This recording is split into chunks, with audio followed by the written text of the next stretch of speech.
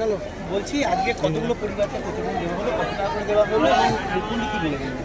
আর দেখুন, মাননীয় মুখ্যমন্ত্রী মমতা বন্দ্যোপাধ্যায় কালকে থেকেই মুর্শিদাবাদে এসেছেন মানুষের সঙ্গে কথা বলার জন্য, তাদের সমস্যার কথা শোনার জন্য।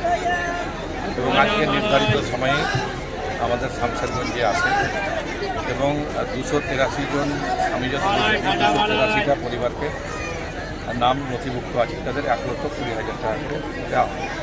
এবং তার সঙ্গে আরও কিছু প্যাকেজ ছিল, সেলাই মেশিন থেকে শুরু করে যারা প্ল্যাম্বার, এসি মেশিন, বিভিন্ন রকম তাদেরকে প্রশিক্ষণ দেওয়া হয়েছে, তাদের সেই সমস্ত সরঞ্জাম তুলে দেওয়ার কথা ছিল। কিন্তু আপনারা জানেন যে প্রতিকূল একটা পরিবেশ ছিল, বৃষ্টি হয়েছে, সেই পরিবেশের মধ্যে আজকে এই কর্মসূচিটা হয়েছে। এবং এখানে মাননীয় মুখ্যমন্ত্রী সমস্ত মানুষের কথা শুনেছে, তাদের হাতে চেক তুলে দিয়েছে এবং তিনি বলেছেন যে তার বাইরেও যদি কিছু ত্রুটি বিচ্যুতি থাকে, চুপ করে থাকে বা কোনো অভিযোগ থাকে, তাহলে একটা হেল্প ডেস্কে তারা নামটা নথিভুক্ত করবে, সেটা পরে দেখে নেবেন।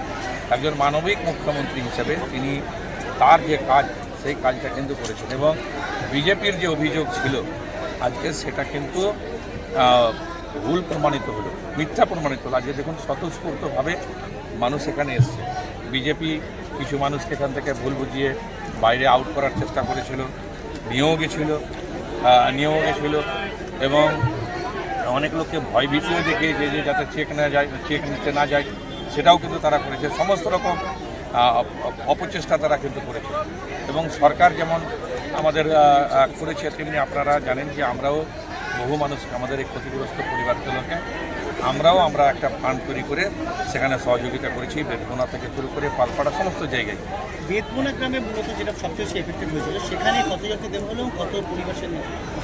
ওইখানে আমি যতদূর জানি যে 114 কি 13 এরকম হবে, আর একজ্যাক্ট ফিগারটা বলছি না, 113 না 14 জন পরিবারকে হয়তো দিয়েছে।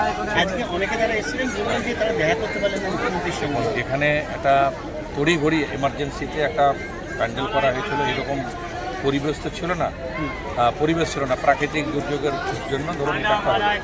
এখন 283 জনের মধ্যে ধরুন হয়তো 10 জন ছুট করেছে কি 5 জন ছুট করেছে, কিন্তু বেশিরভাগ মানুষই কিন্তু এখানে জায়গা পেয়েছে। তাদের বক্তব্য কিন্তু অনেকক্ষণ ধরে মাননীয় মুখ্যমন্ত্রী কনভারসেশন, কথোপকথন কিন্তু করেছে। তো আমাদেরকে যেটা মাননীয় মুখ্যমন্ত্রী বলেছেন যে মানুষের সঙ্গে নিবিড় সংযোগ স্থাপন করতে, কমিউনিটি ডেভেলপমেন্ট, আমরা কিন্তু সেই কাজটা আপনি দেখছেন যে আমরা শুরু থেকেই আছি। যখন থেকে ঘটনা ঘটেছে তখন থেকেই মাঠে আছি, এখনও আছি, আগামী দিনেও আছি। সেটা দেখুন, সেটা অ্যাডমিনিস্ট্রেশনের ব্যাপার আছে, সেটা পুলিশই বলতে পারে। পুলিশকে নির্দেশ দিয়েছে সেটা তো আমি বলতে পারবো না। পুলিশকে কী নির্দেশ দিয়েছে? আচ্ছা, পুলিশকে নির্দেশ দিয়েছে, পুলিশ সেটা অফিসিয়াল, সেটা পুলিশ তাদের ডিপার্টমেন্টই বলতে হবে, সেটা আমার বলা উচিত।